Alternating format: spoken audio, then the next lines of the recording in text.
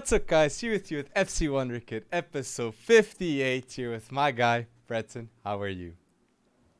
I don't know how you could be anything but tired after that Champions League final, man. But I'm happy to be here with you. I hope you're feeling better. I hear you're a little under the weather. That true?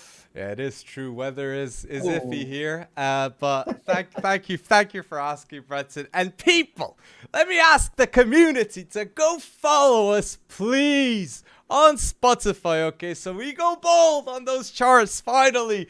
And yeah, it's just a huge help for the FC Wonderkid podcast. And yeah, Absolutely. just get a follow on Spotify. But let's get to it with the Yeah. big time moment that it was Real Madrid Liverpool. What were your thoughts on it? Oh my goodness, my thoughts? We're going to be here several hours, but first and foremost, how unfortunate it was for those fans that had paid for their entry to be sitting out there in the cold, to be pepper sprayed, to be all that fun stuff at the Stade de France. That just was not a great way to start it, but that's not what we're here to talk about. What we're here to talk about is we're here to talk about the football. And I think while we will talk about Liverpool a little bit, we got to give Real Madrid their just credit. And come on, man. 14 titles in the history of this club.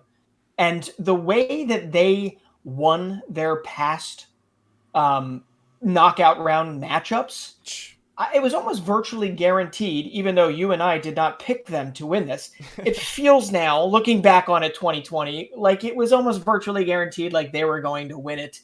And that's exactly what they did. So, with that said, the only thing I can say with absolute certainty is Karim Benzema should be our Ballon d'Or winner. Yes. Do you agree? I agree. I definitely agree with that. And Karim the Dream had 46 games, 44 goals, and 15 assists. And another landmark happened. He became the Frenchman with the most titles ever, with 30, okay? Karim Benzema. It's just fitting for him to get the Ballon d'Or. And you said it, Real Madrid didn't have an easy route. And whoever didn't pick Real, for not even in the top 5 for favorites of the competition, man.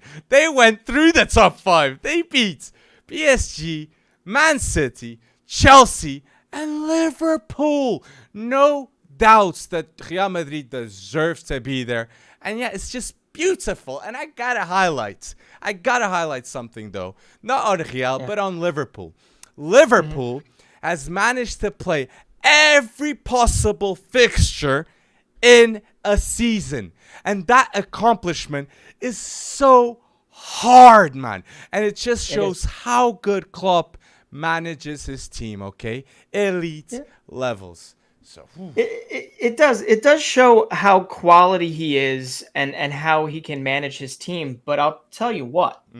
They won the Carabao Cup, right? They won the FA Cup. They got to the Champions League final. They got to the final match day of the Premier League with a chance to win it.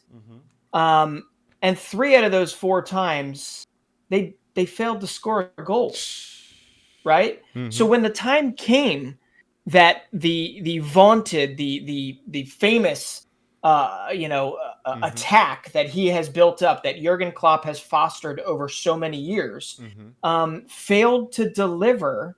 And, they came out on top in penalties in the Carabao and in the FA Cup. But in this particular one, it was Real Madrid that got the goal. And Carlo Ancelotti, Jose Mourinho'd them to the point where, when it comes down to it, Real Madrid walked away with a win. So very true. Liverpool is an amazing squad. Liverpool is a squad that should be back here in the future. And hell, if you take Jurgen Klopp's word for it, he was already saying in the exit interview of that particular game that they're already booking their trip, booking their hotel room. I think it's in Istanbul, right? They're already booking their trip to the Champions League final next year. So, but none of this changes the point that you're absolutely right. I mean, Real Madrid's road here, how many times did they have their backs against the wall? How many times was it almost certain that they were not playing their best football And when the time was, they just didn't have the opponent to put them away. And it just so happens that 3 of the 4 opponents happen to be the top 3 in the Premier League table. Very true. And right? very It's true. amazing. Very true. Yeah. And what you said about the finals, it makes total sense for me to say that Salah, in 11 finals in his career, he's got 0 non-penalty goals. 0 non-penalty goals. Yeah. So this is something, if we're talking about Ballon d'Or, world-class levels, you got to score when it matters. And this is something you got to point out with Mo Salah. And I love how you said that. And the second thing, I got to say, if we're on Liverpool, it's Konate. What a match by Konate. And I got to say, Konate in that Champions League final showed the world that he is the most informed French center-back right now in football. Right now in football. He has to play for France, my God. If that guy doesn't play for France, who does? Honestly. Yeah. Like, okay, I know they're stacked on center-backs. Okay, I do understand people. But he overshadowed Van Dijk in that final next to him. And that at 23, like, come on, the sky is the limit for Konate. Whew. Yeah, and you and I have talked about it previously. I mean, I was a little worried about the Ibrahima Konate signing. I don't know why I just blanked on that, but the signing by Liverpool previously, because it's not as if he was playing 50 plus games for Red Bull Leipzig. It's not as if he had put together a year that was as breakout as this particular season was for him. But man, was it nice. If there's a silver lining that Liverpudlians can take from this particular match, it's that they have a very good one in Ibrahima Konate over the next several years, right? Yes. Maybe even a decade, who knows? But it was particularly odd to see. Okay, we're nitpicking here, but it was particularly odd to see, say, Virgil van Dijk not have his absolute best game, even though he had an absolutely amazing season. It was weird to see on the day that they needed him most, a Trent Alexander-Arnold maybe not able to have the same exact effect, and to also see his defensive frailties in a minor aspect, a little ball watching on that Vinny goal, which we'll get to in a second. But it was a little weird to kind of see all that happen. And still, and this means nothing, but still, Liverpool produced more XG. Liverpool had 24 plus shots to whatever, the 4 shots that Real Madrid had. But when it comes to a final, when it comes to a semifinal, when it comes to a quarterfinal, nobody cares. Exactly. The only people that care are the people that are lifting the trophy at the end. Exactly. And that's what Real Madrid did. So in man, finals, the winners are the ones that are remembered. Yep, it's exactly right. And I got it. You were talking about Ibrahima Konate on the side of Liverpool. How good of a shift did Dani Carvajal put in? I mean, I know you and I, me in particular, I did name him as one of the more underrated over the last few years. And I kind of ate crow for that because he had like his 3 or 4 worst games this past season, right after I mentioned that earlier this season.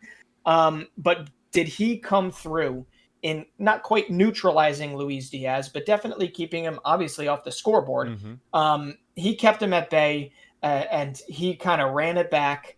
And it was wonderful to see for Carvajal. And that's not a guy that's been getting a whole lot of media attention because it rightfully so comes down to either Benzema and the goal scorer himself, who is having the season of his life, 22 goals, 20 assists.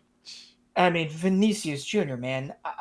Vinicius is really balling, man. And you said Carvajal. And I just want to say, people, Real still needs to get a right back, okay? Because Carvajal is aging. And that was a big time. I think mentally, Real were ready, okay? They have a lot of aging players. And it makes sense that in one moment, in one game, when it matters, they go all in. And Carvajal did just that. Like the mentality. There was one moment there that he was one-on-one that he just pulled through. He just went through, like the viciousness that he had. And the second player, I was gonna bash after that first half, Kroos.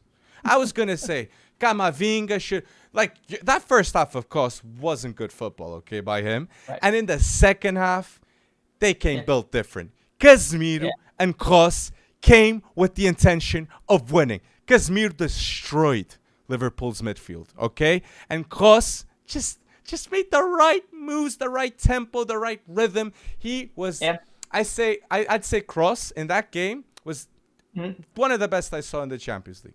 Definitely by Kroos, okay? Definitely. Because I saw frailties in the other games. This one, Kroos turned up, okay? Because it's a final. You can't redo that one. And he really knew that he had to go bold with it, and Kroos did exactly that. So it's good. It is good. It's amazing to me. I mean, obviously, Toni Kroos, Casemiro, and Luka Modric have cemented themselves as one of the top 2, top 3, maybe even the top midfields of all time with this Champions League win, at least in terms of the most productive, definitely at the club level. Right? 5 out of 8, but it is funny. Like Toni Kroos, goodness, I'm having trouble. I'm like 8 beers deep here. I can't say Kroos. I'm sorry. I'm just kidding.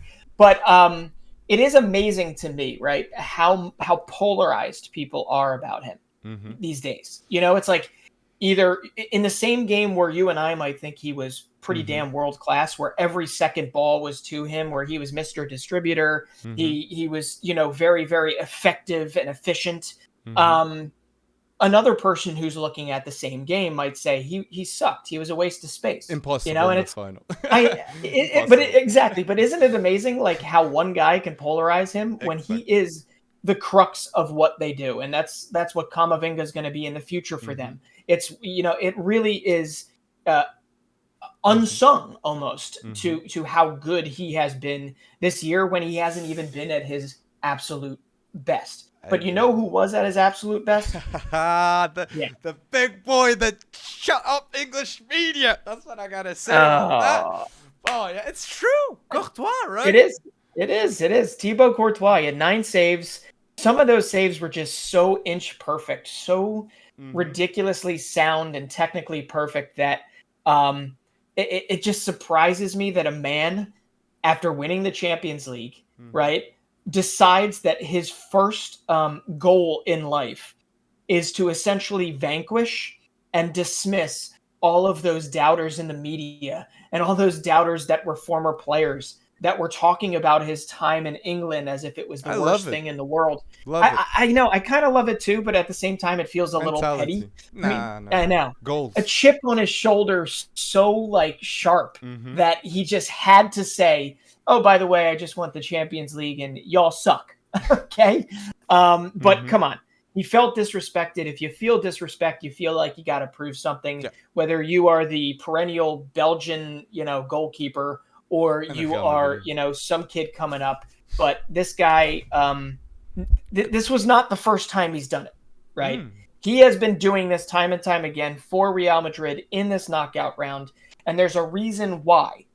The top or the most amount of saves in a knockout round game, 1, 2, and 3 are all Thibaut Courtois. He had 9 saves in the final, and he had 8 saves in 2 of the other knockout round games. So there is no other goalkeeper that has played such an outsized role for his club than Thibaut Courtois, and he stood big in this particular match, and it showed because it pissed Jurgen Klopp off.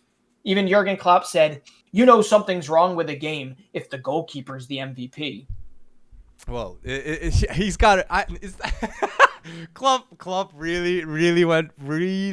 That's mad Klopp. That is mad. Yeah, it is mad Klopp. Mad Klopp. And what I gotta say is, Courtois, by doing this, he clearly states to the world he's not even a top 5. He's a top 3 keeper in the world, next to Alisson debate. Next to whatever debate. If the English media is going to put a top 10 list of goalkeepers, and I can almost assure you right now, they would put him top 5 at least, winning the Champions League.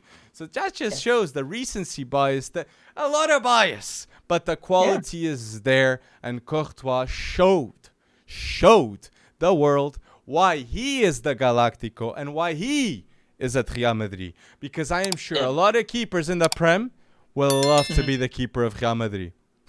And I'm saying from the top teams, okay? That's what I mean. So, I mean, I think about who he's beaten to get where he's at, and Keylor Navas was shipped off elsewhere simply because Thibaut Courtois was the guy to take Real Madrid forward. But I'll tell you what.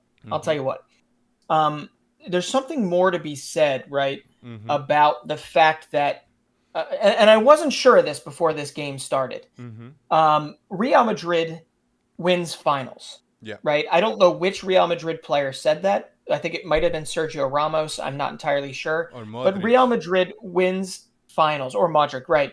And that has never been more true, because when their backs were against the wall, when everything was stacked against them, they found a way to get it done, even not playing their best football, which, by the way, is a scary thought in and of itself, because if and when Real Madrid finds their best football, I think the world is in a little bit of trouble, or at least world football is in a little bit of trouble. But listen to this, because this kind of drives it home. So they beat the top three of the Premier League table, right? They beat PSG, who it was UCL final or bust for PSG. Okay. Now, if we can even overgeneralize this and take every Spanish team. Okay. And in the last 2 decades, every Spanish team in a final of a major European tournament, every Spanish team that has gone up against a non-Spanish team, and it's been 17 different times this has happened, every time the Spanish team has won. Every time they've won. So not only are we talking about a lot of Real Madrid, we're talking about the old days of Barcelona. We're talking about in the Europa League of Sevilla and Villarreal, right? Every time they go up against non-Spanish teams, they get it done. They only eat their own. So it just goes to show that there is, I would actually say it's across the board in Spain. There is something to be said about a final is a final, and you only got to win one game to lift the trophy. And these Real Madrid, man, they had it done. And going with what you said 9 Real Madrid players got 5 Champions League trophies in their locker, and that is the same amount of Champions League that Barcelona has in their history. Players like Modric, Casemiro, Bale has the same amount of Champions League that Barcelona, and Bale became the player with the most, the British player with the most Champions League ever in history. So it just shows you see him crack. Yeah, it does. And you saw him crack a smile, right? He actually cracked a smile. He knew he was like the guy that did nothing in the whole group project, but like he still gets a trophy. And yet he was there smiling along with Eden Hazard. That's Bale. Yeah, that's Bale. That's Bale. He's off to somewhere else after this, and he'll be fine. But hey, none of this could have been possible, I think. Well, maybe with Zidane. But we got to give credit where credit's due, and Don Carlo Ancelotti deserves some credit all across the board. He now has 2 Champions League wins with AC Milan. He has 2 Champions League wins with Real Madrid, many years apart, and he becomes the winningest coach when it comes to the Champions League. And oh, by the way, if you add in the fact that he won 2 as a player with AC Milan, Carlo Ancelotti has a Champions League title in every decade from the 1980s to the 2020s. That's insane. What? Crazy. Every decade. That's great. As long as he's involved in football, he gets a Champions League every decade. That's how it rolls with Ancelotti. Oh, my days. And what trophies? I got to shout out to Marcelo. Marcelo he had 24, but he got 25. He was already the record breaker with 24 titles at Real Madrid. But now Marcelo has 25 titles with Real Madrid, making him the player with the most titles in Real Madrid history. Okay, what a way to leave the club in style. Seriously. Man. Marcelo, Eia, que jogador. I know. It's called stat padding, right? With Marcelo. But it's funny. Like, he on the sideline, it meant everything for him Mm-hmm. because you know the role he plays Mm-hmm. is so much more in that Yes. locker room than it is him on the field. He knows his role. He adopted his role. He basically knows that he is there to counsel Mm-hmm. for the most part and provide support where support is due. But I do have to say, you have these 9 players, Marcelo, one of them, and several other, like a Luka Modric, who is aging like fine wine, as he has Mm-hmm. so been equated to. I do have to ask you a really tough question, Mm. right? And okay, you're Portuguese, all right. Okay, you and I have this debate about Ronaldo versus Messi. I pick Messi, you pick Ronaldo. Understandable. It's a debate we can always continue to have. But when it comes down to it, I do have to ask you a serious question about what get in Cristiano Ronaldo's headspace right now. With the success that Real Madrid is currently having without him, Mm-hmm. do you feel like he has any twinge of regret ever leaving for Juventus, ever leaving for Manchester United? Or more than likely he's not this type of person? Mm-hmm. Or do you think that, he just doesn't care? I think in his mind, he Yeah. won't think about it. But Yeah. in the back of it, for sure, he must think I should have stayed 1 or 2 years now. But I think the Yeah. challenge of going to Juve and now going back to the Prem, I do think he's just the guy that always wants the next thing, the next thing, the next thing. And it was meant to happen. Eventually, he Yeah. would leave. And I feel like not between the players, but Yeah. the relationship with Ronaldo and the top with Florentino, I don't know what happened there, but I think money and image rights were Yeah. involved in both ways parting. So I do think there's a bit of regret, but I think there's even more regret, or there should be, in my opinion, regret. Mbappe, man. I know he's getting 300, 600. I Yeah, don't know true. how many millions, close to billions. But still, if he sees what Real Madrid did, that is Yeah. greatness. And if you add Mbappe to the greatness of this Real Madrid team, it's a beautiful legacy. And that's what is. I can't understand. How doesn't he go to Real Madrid, man? Whew. I mean, Kylian Mbappe hasn't come out and said it yet, but his mom liked a tweet. You ready for this? Mm. Let's hinge everything on this. His mom liked a tweet saying that, hey, Real Madrid just won La Liga. Real Madrid just won the Champions League, and they did it all without Kylian Mbappe. What more is there to do? What more is there for my son to do at Real Madrid? So why shouldn't he stay at PSG? And now I'm just playing devil's advocate. Mm-hmm. Why shouldn't he stay at PSG? And why shouldn't he collect the paycheck he's going to get, but stay at PSG and try and bring them the one thing that has eluded them over the last 10 years since they got their money? Well, right? And that's the Champions League. But I get you. But PSG ain't have a rival like Barcelona in the same league. No, It's that's definitely true. And the truth is, if Mbappe had gone to Real Madrid, La Liga would be reborn. La Liga would be reborn because Lewandowski, he's the missing piece at Barca, and Barca is in an ascendance. And if Mbappe had gone, so but bad times. Yeah, I mean, and now here's the funny thing is, back when I don't know, would PSG even have a rival if it was like the Leão of old, right? The Leão of They just buy them Juninho, of Karim Benzema. Yeah, seriously. But ultimately, what can you say? Florentino Perez, Ancelotti, all of the top brass of Real Madrid basically came out and said, this is not Kylian Mbappe's day. This is not, we're not going to talk about Kylian Mbappe. This is all Real Madrid. And you know what? They're absolutely right. Because statistically, Real Madrid did not deserve to win this Champions League.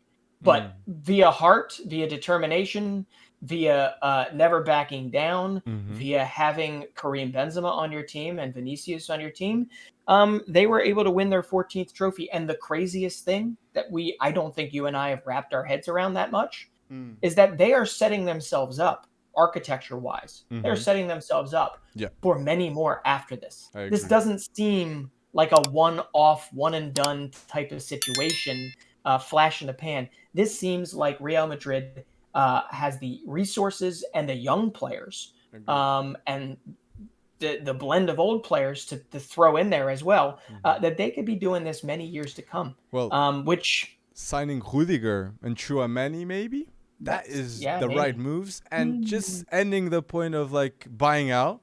Like that's exactly what PSG did with Monaco for Mbappe. They just bought out the best player that make Monaco win the league. They were like, no can do. You're going to PSG now. So, like, Leão. So, PSG. That's Man City bought the others, right? True.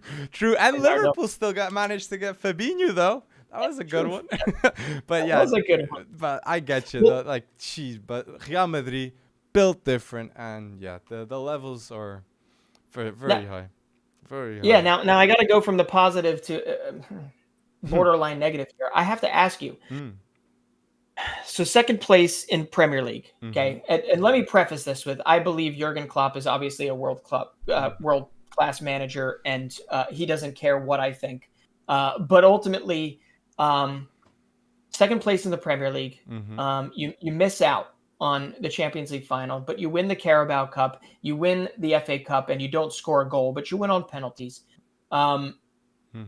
What is this a successful year for Jurgen Klopp? I think the fact that Liverpool getting 2 trophies and the fact that he was always in contention, yes. But I think for Klopp and for Liverpool fans, there's a sense of defeat because they didn't get nor the Premier League or the Champions League. I understand it, but if you see the parade today, like, I'll be honest, they deserve that parade because, yeah, I feel like just being involved at all times is quite difficult, but I just gotta highlight them, and just so I don't forget, Fede Valverde too. Fede Valverde, the engine of Real Madrid, the Uruguayan genius in midfield that never stops, and now, guaranteed, he ain't leaving Real Madrid. And I'd love to see people now putting those debates of De Jong, Valverde, like everybody that was sleeping on Valverde now you can't. And now it's a proper debate between De Jong and Valverde. And, well, considering that final, I haven't seen De Jong play finals like that. Okay, so... Yeah, no, that's true. And I'll tell you what, Fede Valverde, Uruguay is going to be tough to handle in this World Cup. And Valverde's got an engine on him. Yeah. Okay, all right. I like your confidence. Hopefully. But, the only reason I bring up the whole... kind of a BS, okay, maybe it's for clicks, who knows, type of Klopp, is it a serious year, a successful year, is, Jurgen Klopp was obviously just named Premier League manager of the season. Yes. And obviously you can see where I'm directing you in that when all is said and done, do I think Jurgen Klopp should have gotten it? Do I think he could deserve it? Sure. But if you're going to give it to him, you probably have to give it to Pep. Pep won the league. Because we're not taking in his trek to the FA Cup final. We're not taking in the fact that they had to play every fixture. It's the Premier League manager of the season, right? So if Pep wasn't good enough and Jurgen Klopp wins it, I really would have rather them named somebody that did more with a whole lot less, like a Graham Potter, right? Like a Thomas Frank at Brentford, like a Eddie Howe, I know for his, 7 months of work with Newcastle or 5 months of work with Newcastle. So I'm just kind of highlighting I know Liverpool fans, many of them are going to leave with just a ridiculously bittersweet taste in their mouth. And then on top of that, they get it compounded. They get slapped in the face. They wake up the next morning, and what's the first big thing that comes across their screen? Yeah. It's you're losing Sadio Mané, right? So now you go from losing the Premier League, losing the Champions League, and now one of the OGs, right? One of the OGs of that ridiculous attack that Jurgen Klopp architected and put together, he's likely going to be leaving.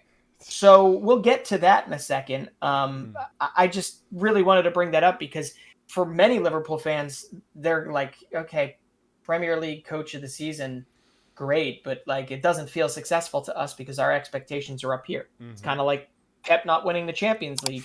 But then starting this massive rumor that the Premier League is much harder than the Champions League to win. And before you know it, everybody is doing what? They're not looking at Pep. they're actually arguing whether or not it's easier or harder to win the Premier League versus the Champions League. There's no Real Madrid in the Premier League.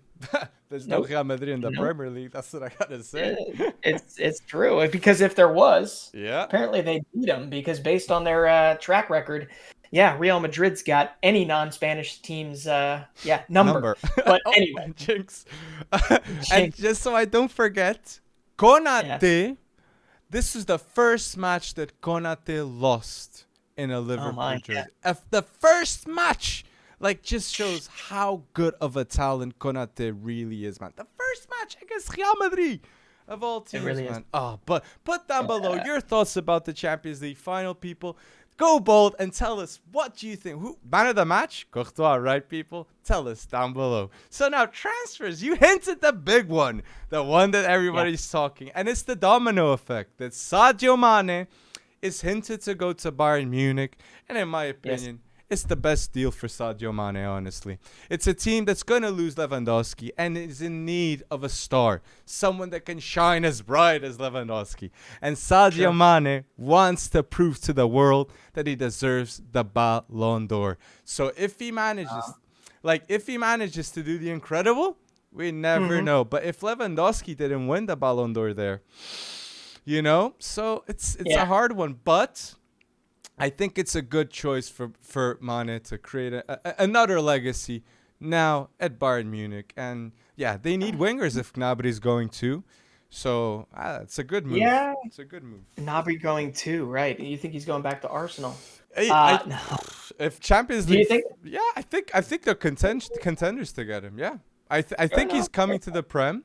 I believe he's coming to the Prem because the money, I think it's 40 million.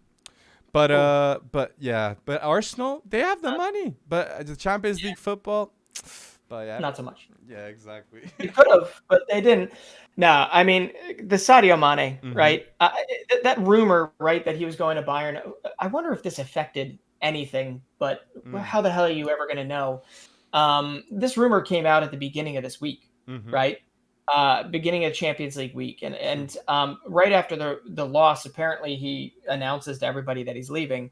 But Fabrizio Romano has said while Bayern is in pole position to land him for 32 million euros, others might come in to disrupt that. I don't know what others. He didn't mention what others, but I mean, Bayern, when all is said and done, is doing hard work. But I do just have to bring up, if Sadio Mané leaves, he is leaving. As he moves on, let's reflect on it, because he made 269 appearances for Liverpool, 120 goals scored, 48 assists. He won them 6 trophies. He's won an AFCON title with Senegal. He's taken his game to a whole new level, a consistency to a whole new level. I mean, he's gone from a guy that could do something to a guy that is doing something. And, it is a joy to watch. And if he does it at Bayern next, it's going to really complicate Dortmund and Leverkusen and Leipzig's plans to dethrone Bayern at some point. But man, oh man, will it be tough to replace him? Like, I honestly don't think it's as easy as people think. And it just shows, like, I remember when he was leaving Southampton to Liverpool, there was a proper news about him going to United instead. So it just shows, like, one decision of his career would have made a whole difference, of picking United instead of Liverpool. So thank God Sadio Mané made the right decision and picked Klopp and Liverpool, because now the legacy that he leaves behind, beautiful. And here's something to remember, because as we move into these other transfers, I keep wrestling with the fact, why are some players going some places where there's no Champions League football, right? And you could say for the money, but there's also this whole sporting project thing to talk about. And Sadio Mané, right, went to Liverpool before Liverpool was really anything again, right? I mean, yes, you had your Suarez and your Gerrard years, right? Yeah, Klopp. And then you have Klopp, right? So he joined essentially that project, and that project to take Liverpool to the upper echelon of excellence again, and he was on his way, and he was probably, you can even make the argument, he was probably one of the reasons why they got over the top. They got over the hump, and they were able to do what they've done over the last few years. Very true. But it's just this wrestling between like, oh wait, they want to go where? Because elsewhere in the Premier League, we've got some transfer targets that we kind of expected to go elsewhere are True. going. But just Yeah. on Bayern Munich, you said Oh there's yeah, yeah, doubts yeah. with Sadio Mane, but there's two Yeah. players that just signed and pretty good in my opinion that are going to Mhm. add a ton of quality, and one of them is Gravenberch, okay, signing Oh yeah. for Bayern, okay, for 20 million plus 5 million in variables, contract signed until 2027, and I got to say, this is the right move for the future. The future of Bayern in midfield with Kimmich, Gravenberch, and Musiala is just beautiful. Just It's beautiful. And it's the right one to compete with the likes of Dortmund, Leipzig. All these teams have growing young midfields that, yeah, the potential is unreal too. So I think Bayern is just anticipating. And this means, in my opinion, the departure of Tolisso, which, great player. But yeah, Gravenberch is what's needed, and yeah, he will improve an awful lot. Well, Gravenberch is, I know he's only 19 or he may have just turned 20, but he has seemed to be Mr. Durability, right? He had some consistency, as you expect with a player of his age, but he had some consistency issues earlier this year. He wasn't playing his best football, and yet he was starting for Ajax, who ended up winning the Eredivisie. But it will be an upgrade over Tolisso, who is great when he's healthy for them, but is rarely healthy for Bayern. So that midfield, that future is ridiculous. They also added Nusser Mazraoui at right back, which means that Serginho Dest will not be landing at Bayern Munich anytime soon. But no. Yeah, I mean, yeah, maybe the Prem. We'll see. But it comes down to the fact that Bayern, I think, is trying to get ahead of something, right? And maybe Robert Lewandowski has forced their hand by saying, I'd like to take on a different challenge. Yes. And that has forced the top brass at Bayern to be like, well, maybe it's time to start getting a little bit younger, right? And doing a little turnover thing and doing it sooner rather than riding Thomas Mueller and Robert Lewandowski into the sunset, right? And hoping they just last forever. So I think it's smart, although it might make them maybe less competitive in the near future. I don't know, for a Champions League final. I think in the next 2 to 3 to 4 years, depending on the development of some of these players, Bayern could have that handle on the Bundesliga as they already do, and could be winning a Champions League again. And that's why I think even Nagelsmann is a risk for the club, man. A young manager, and considering that he was eliminated by Villarreal, okay, like people must be still thinking at the Bayern camp, like, this is his season. He's got a lot to prove still. And yeah, Bayern fans were expecting to be in a final, as they should. So there has to be improvement. And you're mentioning that Bayern knows that they have to invest in the youth, and I totally agree. And it's because they just look next door and they see what's happening, and they see that. It's not hard if they see that their center back goes to Dortmund, right? So it's like.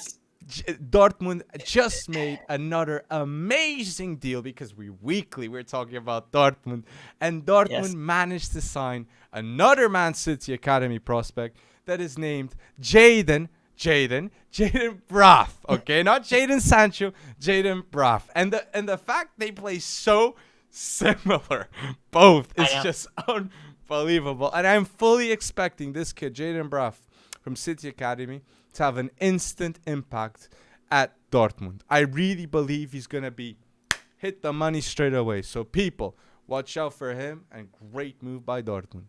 Great move. Yeah, man. Same first name spelled differently. But he was also in the Manchester City setup. And then he went on loan, I believe, to Udinese in Serie A and made his 4 professional appearances there before, I think, running into injury issues. But if you look anything up about Jadon Braff, it was at Udinese, right? Udinese. Yeah, it was at Udinese. Yep. And if you look anything up about Jadon Braff, all you're going to see are highlight tapes for days, right? The kid will take anybody on. Yeah. He's fearless. He's fun to watch. And I think you put him in a Dortmund setup where they're not afraid to play a player like that and let him play through the mistakes. I absolutely agree with you that it is a wonderful, low risk, high reward type of situation for Dortmund, especially when you consider the rest of the transfer window they've already had when the window's not even open. You mentioned they got Sula. Sula coming in as a center back, established center back, Bundesliga winning center back. And then on top of that, getting the young Nico Schlotterbeck to be another center back, their biggest point of weakness last season, right? That is massive. Freiburg went to the DFB Pokal final, right? Schlotterbeck was one of their best players, or the best player they had all season. And then on top of that, you bring in the prolific RB Salzburg Champions League experience, Karim Adeyemi, right? You bring him in to fight with Daniel Malin, to fight with Mukoko if you can hold on to him. You've got the makings of a fun team if they can stay healthy. But the other one that went under the radar because Axel Witsel is leaving and he's headed to MLS. They are actually bringing in this 24-year-old Salih Özkan, who just played his first cap for Turkey. I don't know too much about him in terms of the particulars of how he plays, but I do know that he is tidy, and I know he's consistent. And if you're asking for any sort of depth, which is exactly what Dortmund's trying to build here, he's the type of guy you want. So he could wind up being an actual bigger player for them next season than most people think. But I love so far, and Dortmund we haven't even opened the door on the transfer window yet. I already love this Dortmund window. And I'll be interested to see how other people in the Bundesliga, how other teams respond.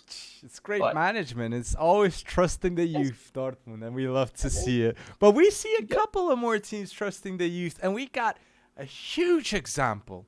Okay, huge, because Leverkusen went bold with the Wonderkids. They managed to get the Czech Republic beast that everybody talks about, youngster Adam Holzek, okay, has signed for Leverkusen, and boy, oh boy, is that a terrific deal. This is a proper finisher, and I was expecting him to go to Bayern Munich, okay? Yeah. So Leverkusen signing him up, good job, really good job. Yeah, I'll be honest. I thought with their Czech Republic or their Czech contingent at West Ham, I thought West Ham had a really, really good shot at getting Hlozek. The most surprising thing, so Adam Hlozek can play winger. He can play in the center. He can play as a second striker. He's 19 years old. He's played, most of his career with Sparta Prague. All of his career with Sparta Prague, has already broken on into the Czech team. And oh, by the way, he's already teammates with a certain guy that they just extended at Bayer Leverkusen, who had the season of his life, scoring 24 Bundesliga goals. Sheesh. And they just extended his contract. It's going to be Hlozek and Patrick Schick for Bayer Leverkusen. And it's going to be Sardar Azmoun, who only really got a little taste at the end of this past year. So you got Azmoun, Schick, you got Hlozek, you got Moussa Diaby if they can keep him around, and I know you have a little more information on that for us. And then you've got hopefully a healthy Wirtz, right? So I just love. I have a soft spot for the work self, and 13 million euros is what it cost them for Hlozek. And if you're talking about low risk, high possible reward, I can't think of anything better. But I just wait to watch this kid Hlozek. If you haven't seen him before, he is and can be even better than he is. But in his current state, he's good enough to be very, very good in the Bundesliga. My only worry with Hlozek is injuries. Because he had a time that he was injured for a long time. And I just hope that doesn't happen at Leverkusen. And you mentioned Wirtz. They already had a tough ACL with an 18-year-old.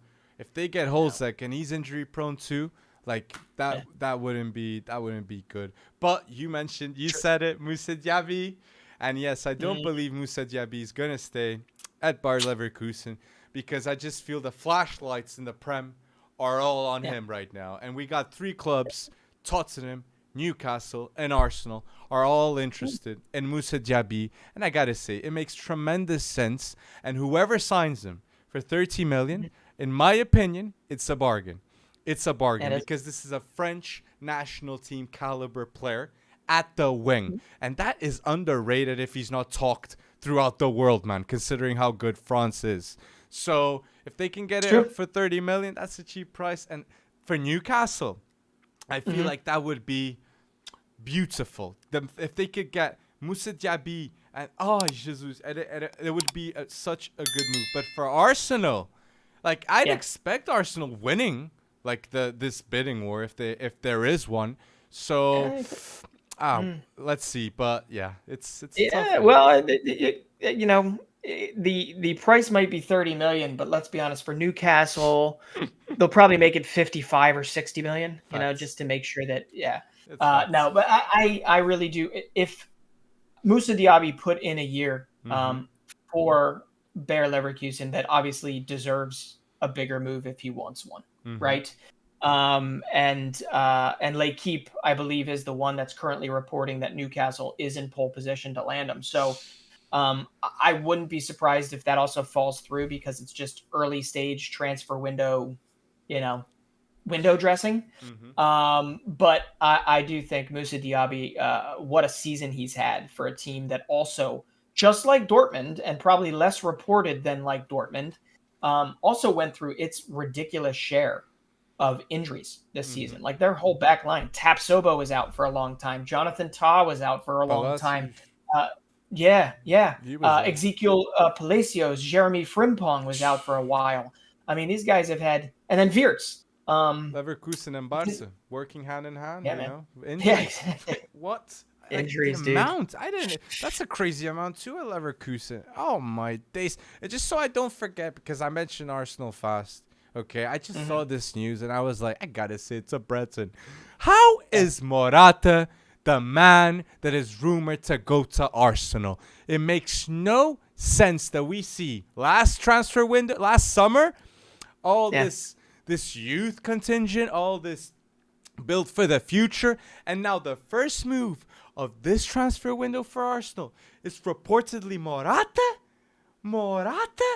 It doesn't make sense, man. Morata. Yeah, and you're reading up on this deal. Did you find out who the agent was? Because I need to know who the agent was because he can broker any deal for my family in the future. Because this guy keeps getting Morata deal after deal after deal and playing for clubs that I don't know on paper or when you watch him. You just look at Alvaro Morata, and I get it. He's a different player for Spain, as you mentioned when we chatted about this previously. But when he plays for a club, he has his days. Let's be honest. He does. He has his days. But the majority of the time, it's very just passable. It doesn't support the amount of money spent on this individual ever. True. Back and forth. And the fact that he's more than 100 million, right, in transfers right now. Yeah, probably. Back and forth. He's like, and considering he was a Real Madrid prospect, like people say that Barca Academy, La Fabrica delivers too. And seems like Morata, what a career he had, man. What a career. Like he's having, he's having. Oh. Yeah. Because he might be back in the Prem, and you're right though. The fact that that's the first target to really come out with Arsenal doesn't make much sense unless someone's just trying to muddy the waters. But my guess is it's all heating up, and the Premier League. You don't even need to heat up in the Premier League because there's already one club in the Premier League that apparently has, I guess, a hotline to some of the best players out there, trying to get them in the door without Champions League football to offer them, trying to get them in the door before any of these other clubs wise up. And how the heck is Aston Villa and Stevie Gerrard so damn sneaky that they're able to go in and get the guy that I think is one of the better center backs out there that's available for cheap, Diego Carlos, after landing Coutinho, after landing Bouba Kamara via free. They already have had one of the best Premier League transfer windows, and it hasn't started. It's like Dortmund in the Premier League. Like, is it really just Stevie G's clout? I honestly believe it is. I honestly believe Stevie G just goes on the phone, says his ambitions. And the truth is, Aston Villa was playing good football, man. Was playing They proper were. good football, and they were going neck and neck in styles of play. Not in a. Yeah. They weren't like just parking the bus at the back. They were going neck and neck and playing good football. And the fact that it is, for me, Aston Villa has like a top 5 goalkeeper in the world, man, with Emiliano Martinez. So if they want to like secure with a center back up forwards to one of the best, oh my, this it makes total sense, man. Unbelievable. It does, and let's be honest, they spent their Jack Grealish money like drunken sailors. So I hope they hit a little bit better, and it certainly seems like on paper they're going to hit a little bit better than, say, Leon Bailey and who's the other one, Buendia and Danny Ings. I mean, Buendia can still come good. He played a few good games near the end of the season and has dealt with injuries. But yeah, you were mentioning you got Emi Martinez in goal. How about this back line? You've now got Everton Wantaway, right? Lucas Digne at the left. You've got Diego Carlos in the middle. You've got Tyrone Mings, if they can hold on to him, in the middle. And you've got Matty Cash at the right. And you can swap Bouba Kamara in for either the center backs if needed, even though he's primarily a D-mid. I love this back line. I don't know how good they might be, but I mean, how good do you think this back line is when ranking it up against other Premier League teams? I'd say it's definitely a top 8. Definitely a top 8. Definitely a top 8. Yeah. So Euro. They can get Euro. Well, it's the defense. The defense. Yeah. But I honestly, I'm really hopeful to see how they merge together, because obviously that's very important in the preseason. But I'm very hopeful, man, because TVG is just. It's just, it looks magnificent, man. It looks like everything's going right. Too right, maybe. But I do think one or two players might leave Aston Villa. So let's wait and see, because we have a lot of rumors to Barca, right, about a youngster, Carney, right? You mentioned to Barcelona.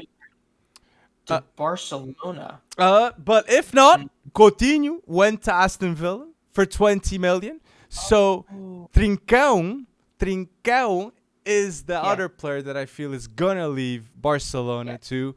And I do feel it's going to be 15-20. So Barca fans, you are getting cash flow, okay? Selling these two and getting 40 million with both. It's great. And Coutinho, reportedly, he was getting, I think, 550K a week at Barcelona.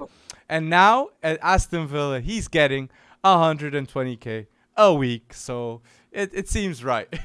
How will he ever survive? He's cutting his paycheck in fourth, right? Love it. No, you did mention Carney Chukwuemeka. Yes. Yeah, I mean it's the villain. The Villa Academy is absolutely wonderful. They haven't yet created, how they used to create, but they are getting there. And Carney Chukwuemeka, I don't know if I saw that one. I don't think I brought that one to the table with us, him potentially to Barcelona.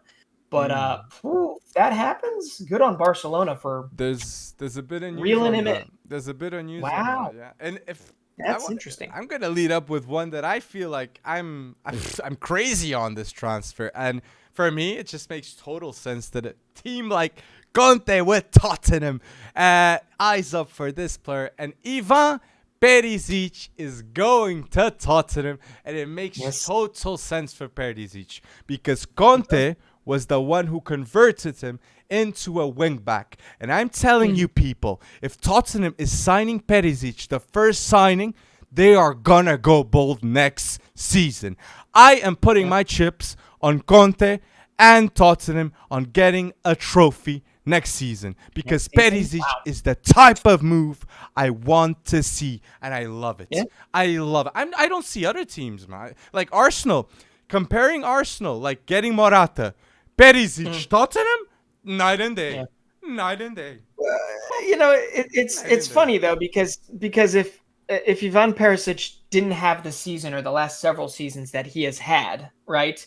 We'd just be talking about some 33-year-old that like used to be pretty good that might have something left in him.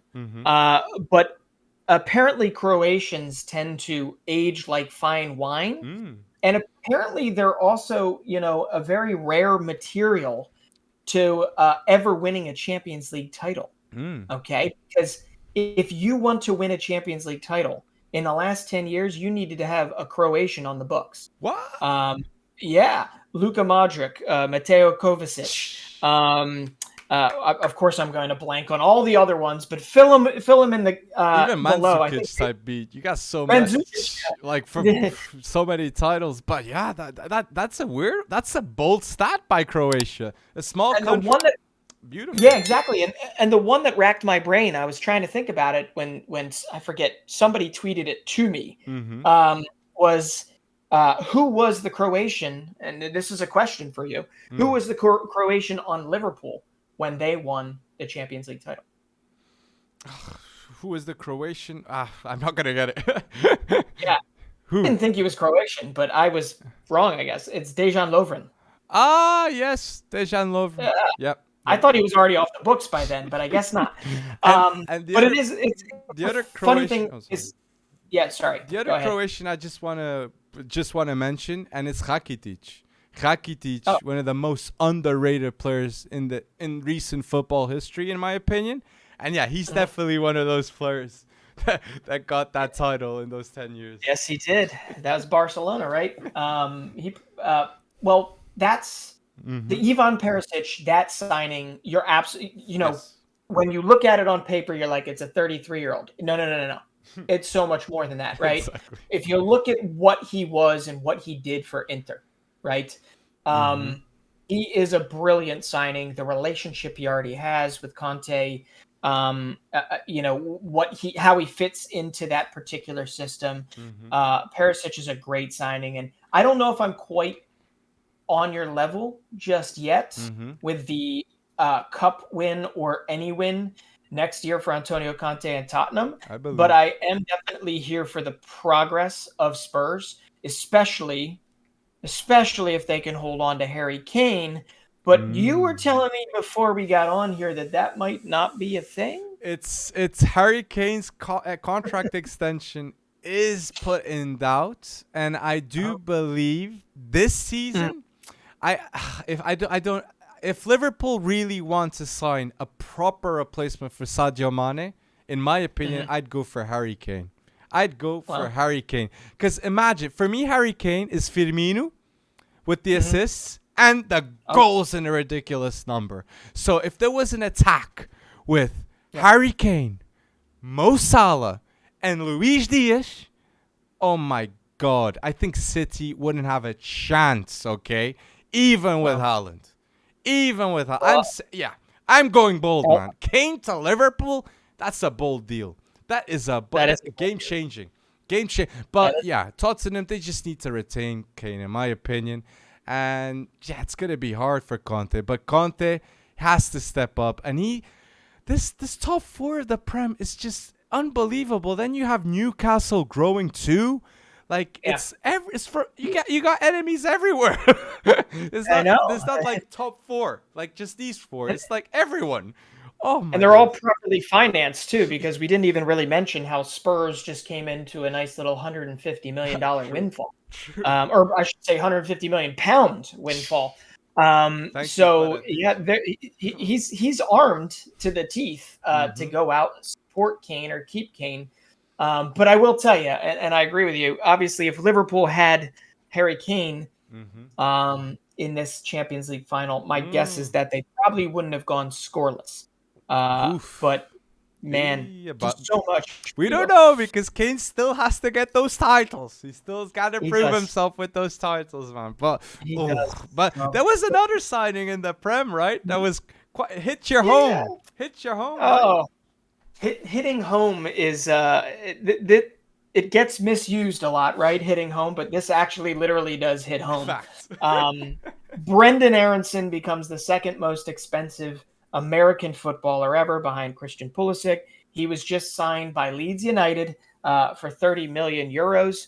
And here's how close to home it is. I grew up in Haddonfield, New Jersey, in South Jersey, right outside of Philadelphia. A couple miles down the road was Medford, New Jersey. My wife played for club teams in Medford called Medford Strikers, right? I have played countless tournaments in and around Medford. Oh, We know the Aaronson family, right? Brenden Aaronson came out of this fledgling Philadelphia Union Academy that now has given the Philadelphia Union a wonderful windfall to continue to build their academy. But more importantly, let's go to Brenden Aaronson. Brenden Aaronson was not just wanted because Jesse Marsch was an American coach and saved Leeds United from relegation. No. He was a target of Leeds United and their hard pressing and their relentless running type of Marcelo Bielsa tactic. He was wanted by Marcelo Bielsa. Why? Because if you look at the metrics behind Brenden Aaronson, he is the hardest running, or one of the hardest running, at least in the top 1% of literally every European league.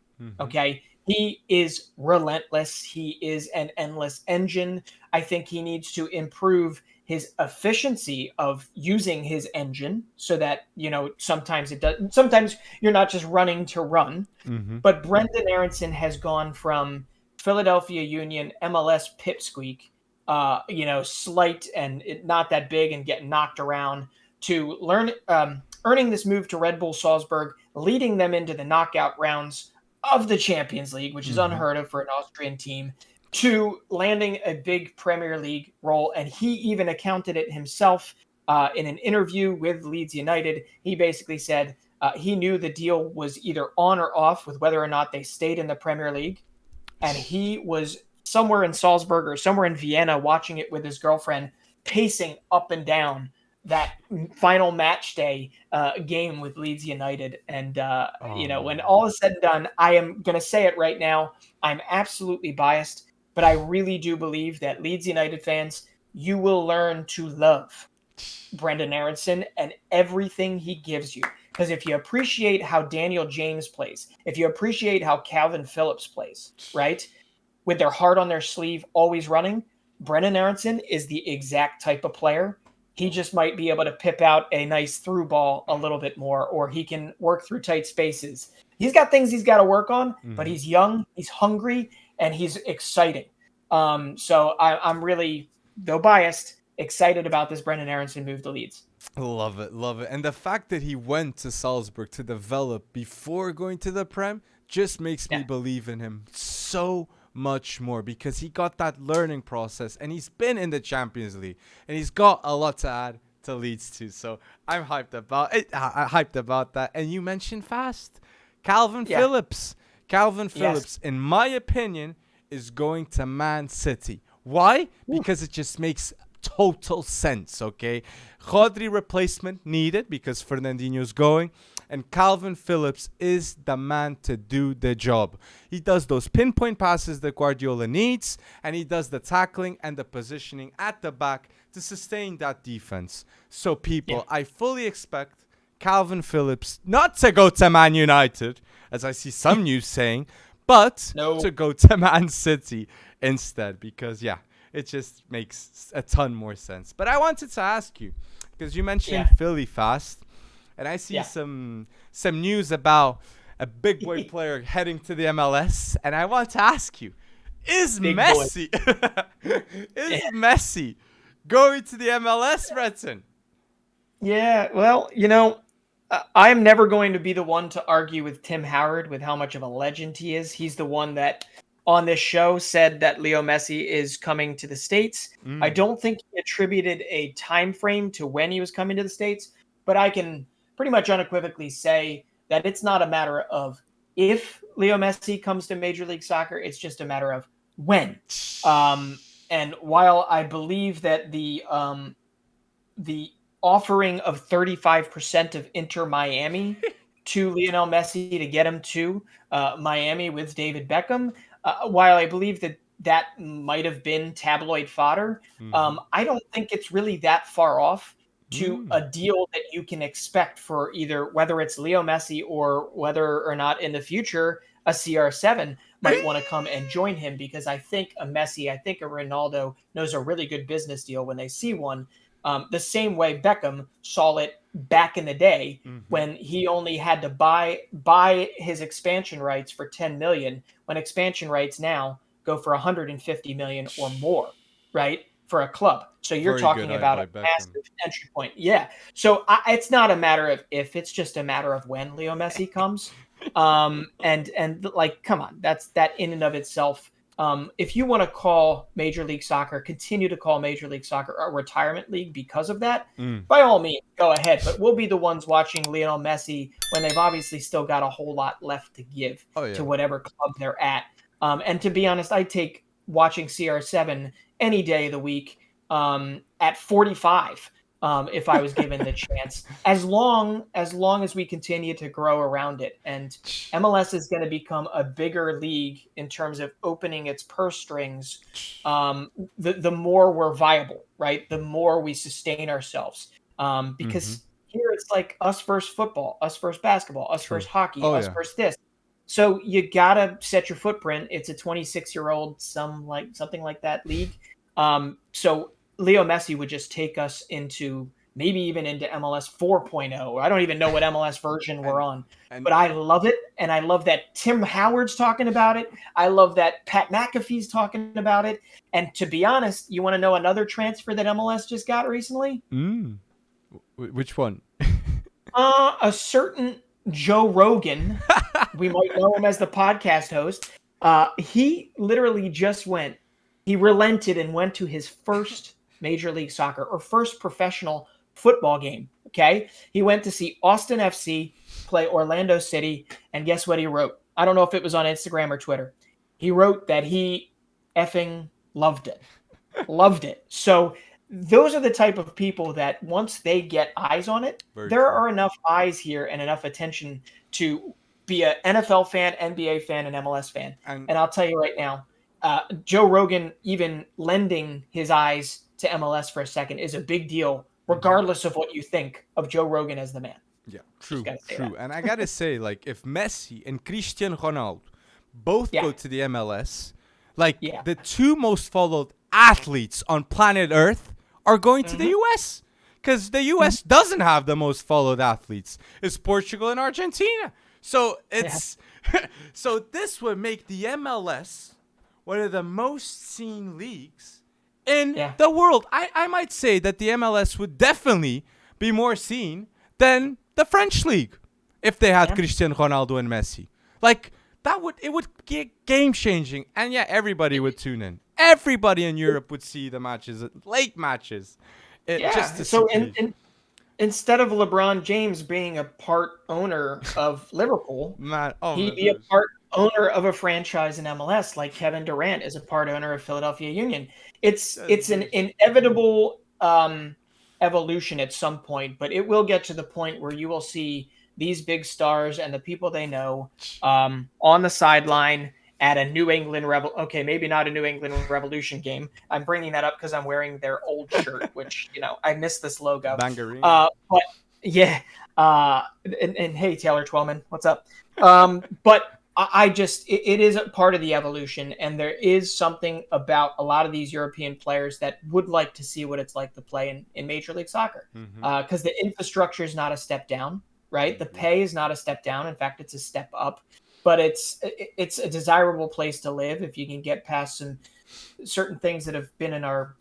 Never mind, we won't go into politics. No. But ultimately, in and of itself, it'd be a wonderful, wonderful thing for us to even see Messi, whether it's in Miami, Los Angeles. Hey, he can come to Philadelphia. But you said Miami for Messi. But imagine just this: Los Angeles Galaxy with Ronaldo and LAFC with Messi. It just would make sense culturally too, right?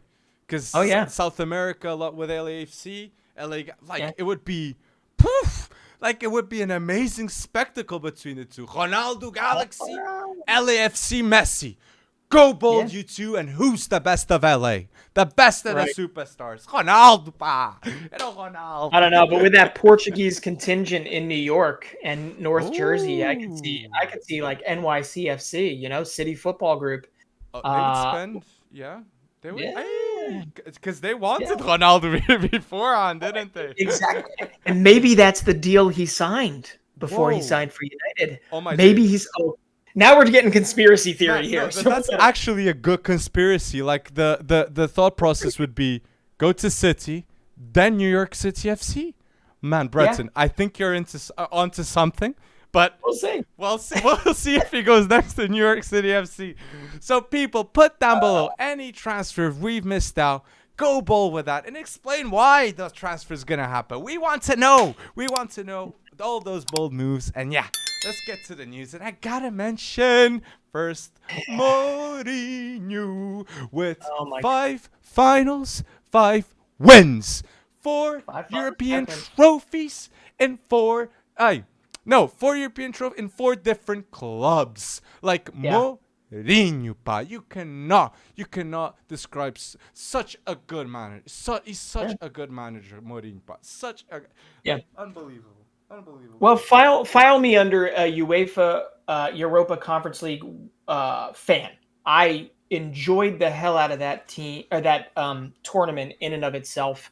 I enjoyed watching teams like Bodo Glimt beat the crap out of Mourinho and AS Roma once, only to lose to them again. But no, come on. We all knew. I know you were live for that game. You were already starting not to feel well during that game. So I applaud you for even going live then, because I would have wussed out and probably not done it. But the fact of the matter is once AS Roma got that first goal, we all knew it was coming. We all knew that Roma was not giving up that he just like that video that shows him literally parking a bus. He was going to park a bus and he was going to win the game. And I don't think people realize how big that win. And there's no such thing as a minor trophy. So I don't think you realize how big that win was. Exactly. How big that win was for AS Roma and for Rome in general, because the people that showed up afterwards, just them riding the double decker past the Coliseum. I mean, come on, that's like, it's poetic, it's beautiful.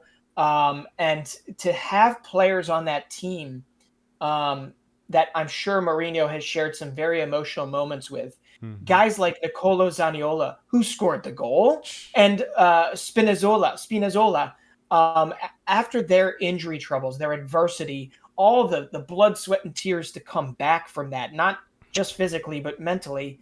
And then to win your city a first trophy in a very, very, very long time.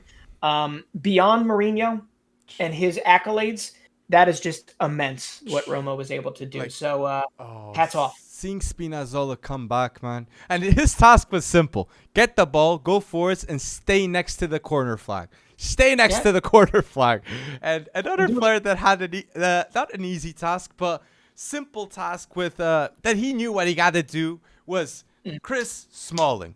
Chris Smalling at Roma is just magnificent. And the fact that United still haven't won a trophy ever since Smalling has left, oh my days. It shows that Smalling made the right decision to go to Roma. And United are the ones that are losing because Smalling is a great center back. And Mourinho knew it.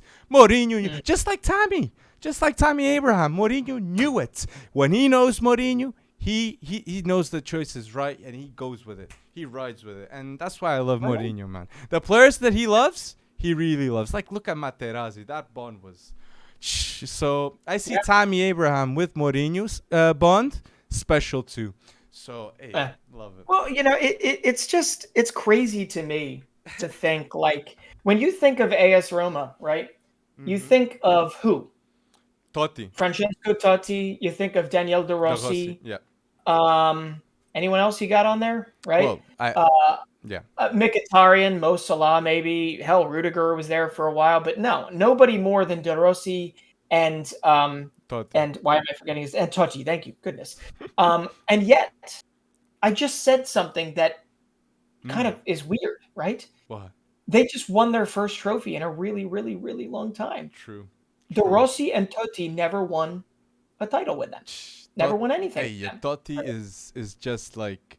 Totti is such a legend, man. And the fact that he never moved from Roma...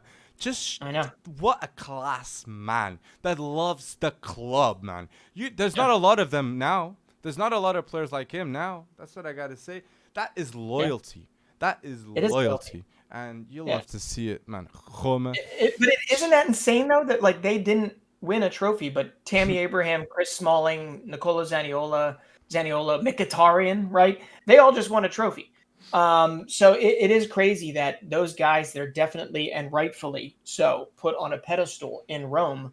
Um, Sheesh. you know, weren't able to get it done because back then when they were playing, Mm-hmm. well, there was maybe some match fixing, there was maybe some bribery going on. Well, that's true. There was a lot of money. I Juve. mean, Italian football.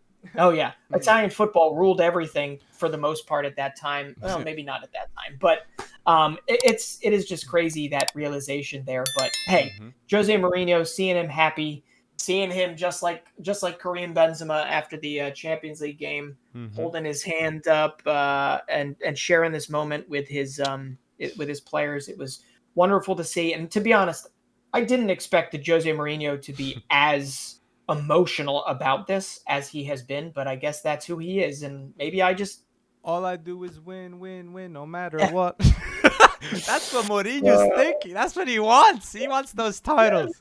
And just, I want to lead up to another team just because all that person wants is win, win, win, no matter what, too. And it's Zlatan Ibrahimovic because I saw that Zlatan played 6 months without an ACL. 6 months. That is unbearable.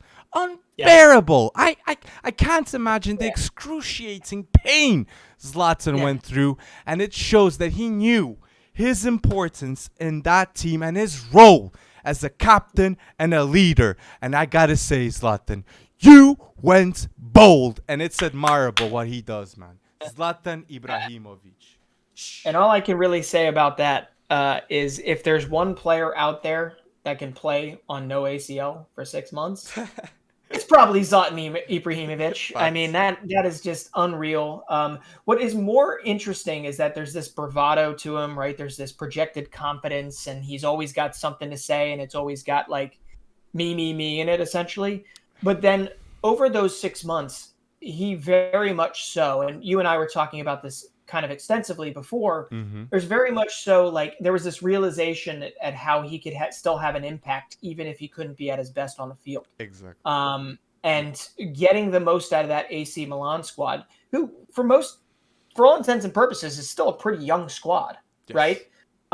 He was able to be more the counselor, be more the guy that kicked him in the rear end when they needed a kick in the rear end, and none more so than for a guy like Rafael Leão. I mean, it's just beautiful because Rafael Leão, we know, we don't know all the history and all the personal stuff that came with his exit in Portugal and that Lille, but ultimately what we know is that he is coming off the best season he's ever had. He had his biggest importance when Zlatan was pretty much out for the most part, right? Or not able to contribute 100%. In this stretch run, this Scudetto stretch run. And what did they wind up doing? They ended up winning their first trophy in 10 plus years. So it is amazing to me that even though Zlatan can come across as Mr. I know everything, right? But he was humble enough to accept that role. And he said, well, if I can't excel on the field, I'm going to excel here. And I'm going to make sure that this is the most together team that AC Milan had, because this isn't the most talented team, in my opinion, on paper in Serie A, but this was the best team in Serie A. Yes. So it's impressive. And going with what you said, I completely agree. Rafael Leão, without Zlatan in that team, he wouldn't have got to those levels, because mentally, you can see that Zlatan is always trying for Rafael Leão to try his best, to reach his potential. And it's just the demands. It's the mentality, and I love it. And Rafael Leão, I forgot to say in the transfers, Dimarzu said that Real Madrid has no interest anymore for him. So stay at AC Milan, man, because it's just the right place. And if he's going to go, it's 150 million. So AC Milan ain't going to say no to 150 because Maldini would just do better deals with that one. But 150 million? That's the release clause. 150 million. If someone's going to get him. Okay. But I feel Milan have to retain Rafael Leão, stay with him, he's going to develop more. And for me as a Portuguese man, Rafael Leão, continue. Just keep on improving because the potential is to be a top 5 player in the world of football, man. Okay? Because If he's being the best player in Serie A, considering it's his best season, and we all know he has much more to improve, he's going to be the best player in the Champions League one day if he wants to. You know? So I am very hopeful on him, and it's just the physicality, the speed, the finishing. And what I am loving this season is the decision making. The decision making is finally much better, and that's why we see him doing a ton of assists. So, well, those last few Serie A games, he was virtually unplayable. He was unmarkable. And he knew when to turn the jets on. He knew when to. You're absolutely right. His decision making has improved like threefold. Yeah. They just had so many great seasons from some players. You almost have to worry with AC Milan. Can these be replicated? Because Fikayo Tomori's season for them, and there's a reason why finally Gareth Southgate has relented and called him up. Oh my gosh. And you and I agree, I think, right? Tell me if I'm wrong, but you and I agree. He has been the best English center back this season next to John Stones. I don't know if it's under John Stones or above John Stones, but definitely the best. And, in the last week, he went from helping him to a Scudetto to getting called back into the English national team. So rightfully so, just like Rafael Leão should be very proud of himself. Fikayo Tomori should be pretty damn proud of himself, but they got to get their butts back to work because it's tough being at the top. You're going to have a target on your back from here on out. Very true. Very true. And you said it's tough to be at the top. And if you're on the top, it means you have structure. And if you have structure, you win the leagues in all categories that we can say Man City managed to do, because Man City won the under-16 Premier League, under-17 Premier League, under-18 Premier League, Premier League 2, and the Premier League, man. They've won every single league they could. So it's just unbelievable to see the management and the structure from Man City. And now at the top, we got two players that are going to come, and one of them managed to score 6 goals. Julian Alvarez scored 6 goals in Copa Libertadores. And I remember in the past, Haaland scoring 9 goals for Norway.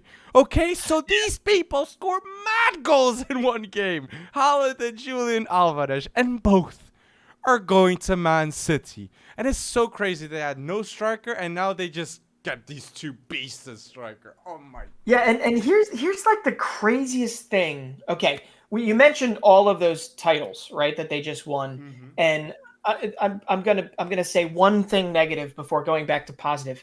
I would love to see, obviously, more than just Phil Foden integrated into the first team from those guys. But you're absolutely right. Structure. Yeah, there we go. Cole Palmer, Liam Delap, bring him back. I mean, there are enough people in there, enough good prospects in there that we could see it. But you're right. I mean, sometimes even if you're not bringing these guys through and bringing them into the 11, they obviously have the ability to be sold off to other teams to help the club from a profit standpoint, to go on to have phenomenal careers elsewhere. But it would be nice to see more homegrown Mancunians than just Phil Foden. But here's the crazy thing. That's not even a crazy thing I was about to say, right? You just mentioned Erling Haaland and Julian Alvarez. It's like Pep woke up and he just wanted to start collecting strikers. Very good strikers that score double hat tricks or triple hat tricks. Well, I don't even know what the hell you're supposed to call those things. But these last 5 years, okay, Manchester City, have managed to lead the Premier League in goals scored. This last year, we all were crowing about how they didn't have a striker, and that if they lost it, it's because they don't have a 9. If they did this, they score more goals than anybody in the Premier League, and they've done it with said no striker recently. Now, here's the even crazier part. Over the last 11 years, Manchester City have led the Premier League in goals scored 9 out of those 11 years. Okay? So even when they do not win the Premier League, which they've won 4 and 5, they still score more than the majority of people out there. majority of teams out there. So you're really talking structure, and that's to me, you got winning up and down, and you got goal scoring left and right. I don't know how you don't continue to win titles with this structure. Completely So agree with you. Completely agree with you. And Haaland, in my opinion, in his first season for Man City, I think it's not shocking to say he'll get more than 15 goals guaranteed. And possibly more than 20 goals, definitely. And Julian Alvarez, I think many people will be surprised with him. And he's going to be definitely a great super sub, okay? Scoring 1 or 2 goals. Because with competition comes great moments too, man. And Julian Alvarez competing with Haaland, we might see a ton of more goals with Man City. But if both play together, if Julian Alvarez plays together with Haaland at the same time, we're basically seeing a region of like Aguero and Zeko times unfold in our eyes. So it's just beautiful, man, to see. But I believe a lot in Alvarez. I believe a lot in this kid. A lot. It's amazing. His run. I mean, he's not exactly like the youngest of young, right? Yes. But his transformation under Marcelo Gallardo at River has been phenomenal, and it really kind of comes down to almost like, I don't know, confidence, because he's always been highly rated, but he didn't become like deadly highly rated until the last couple seasons. And I think it doesn't just stop there. And this is a quick shout out to River and Marcelo Gallardo, because it's not just Julian Alvarez. Like, I've talked about Enzo Fernandez. He's phenomenal. But they also have Santiago Simon, who is equally as good. Maybe not equally as good, but he is a little ways off, but he's only 19. He was Julian Alvarez's right-hand man in this game versus Alianza Lima that I think they won like 8-1 or something. Jeez. So Julian Alvarez comes from another team that's been building structure under Marcelo Gallardo. So it kind of makes sense, right?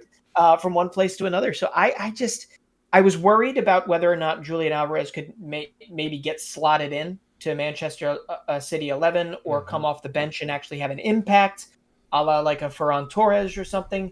But I am less worried now, and he is every bit the talent. It's just whether or not it translates in the Premier League. So we'll see. We'll see. So put down below, people, how many goals do you think Julian Alvarez or Haaland are going to score? How many? Are you going to score more than 15, more than 20? Put down below your predictions. And now, just so there's your under 17 European competition happening, and we wanted to shout out 3 players to you guys that are worth the watch, and you will for sure hear in the future. So you want to start by going Bull? Yeah. Should I start with my 3? You want me to do all 3? Okay. Yeah, I'll do all 3. We can talk in the comments about like specifics here, but these are 3, and we do now know the finalists. So it is going to be France versus the Dutch in the final. I know. I'm sorry. Shout out to Portugal. But I'll tell you what, we were just joking about Haaland's 9 goals or whatever it was. This is why you have these tournaments, right? True. You brought up a good point when we were discussing this before, that, COVID really screwed up a whole bunch of development for a lot of these kids, right? It went from playing these tournaments against some of the best players in their age group repeatedly to literally playing in their backyard, right? And now it's back to it. So these tournaments have immense value long-term, especially in terms of identifying players or players you want to root for. Maybe not to ever become a Messi, but to be a really, really phenomenal player. And I really do think that there are several on the pitch at the U17 Euros, 3 of which I got 1 for different teams. Serbia made a run to the semifinals. I got to bring up their striker. He's mobile. They got a success ratio with these strikers, man, in Serbia. But this kid, Jovan Milosevic, I think he had an assist in the semifinals. So it brings it up to 4 goals, 2 assists in 5 games, and a semifinalist appearance. But on top of that, he had 5 goals, 4 assists, and 6 qualifiers for them. And he's been scoring like mad in the Serbian U17 and U19 leagues. So it's only a matter of time before he makes his debut and before he then probably gets picked up by somebody in the Eredivisie or La Liga or Serie A. But He is a very good player, and this is Jovan Milosevic, if I didn't already say his name because I'm blacking out right now and tired. He's an immense talent. Next to that, I've got, with the Dutch team that's going to the final to face France, I've got Gabriel Missahoy, who is kind of an all-around player. All-around player. He plays for Ajax, and he's essentially, I think he might be their captain. I could be wrong about that. But he was immense in the quarterfinals, immense in the semifinals. He had a goal and an assist, I believe, in the quarterfinal, and he's been just huge for them all game. He's also been working his way up the ranks. If you follow us on FB Wonderkids, you'll know that if you want to follow Ajax, you follow Ajax YA, Ajax Youth Academy on Twitter, and he's high on this guy in the point that I believe he could be, even at his age, making his Eredivisie talent debut next season for Ajax, especially since there's a certain Ryan Gravenberch that will be moving on. And my last one is going to go to who I think is going to win the tournament, and that's the French. Okay. The French obviously have Matisse Tel. They have quite a few players on there, but none, I think, have a higher ceiling than Warren Zaire Emery. He's a defensive midfielder. He's 16 years old. He's been a rock for the PSG U19s that took part in the UEFA Youth League. And I think if you take the PSG players that everybody knows that haven't yet broken through yet, like a Xavi Simons, Edouard Michou, who both at least made their debuts this year, Zaire Emery still is the player that has the highest ceiling on that team. And if I had to pick one player under the age of 18 to take with me to start a new club at PSG, it would be Warren Zaire Emery. So watch him, find the highlight tapes. Maybe we can even put a link below in the comments for some of these players that would give you guys a head start. But Zaire Emery is my favorite of those three. So I didn't mean to spend that much time talking, but your three, what are they? I'm excited. Well, I'll keep it shorter. And my three, I'm going to start with the Portuguese bias one. But for me, he's just so good, man. He's a Benfica Academy prospect, João Veloso, okay? Young midfielder, 16 years old. And I fully believe I'm going to see him in 2-3 years' time going to Benfica B and developing to go to Benfica's first team. João Veloso, incredible technique, incredible. And there's a Trivela. If you put on Twitter, João Veloso, people, go check out his pass. That it wasn't a goal, but unbelievable Trivela pass. Just shows the quality and the vision. Modric, exactly. Second player, Isaac Babadi. Netherlands player, PSV, winger that can play inside forward too. Very, very good player. Like, he is drifty, like really good with his feet.